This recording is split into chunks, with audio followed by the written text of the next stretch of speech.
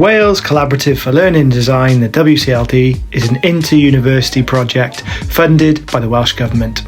The aim of the network is to enhance and develop the use of using technology for all practitioners across Wales.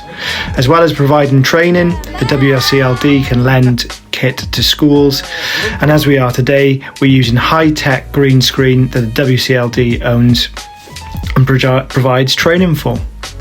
In today's session, we're working with primary education studies students and pupils from Ty Calon SRB.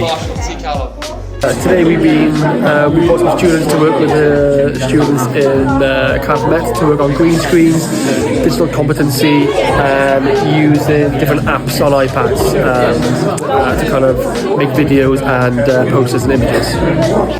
So if you're a practitioner in Wales and you want to integrate the use of technology, green screens, AI, check out our resources on Hub or get in touch with the contact details that will follow in the comments section.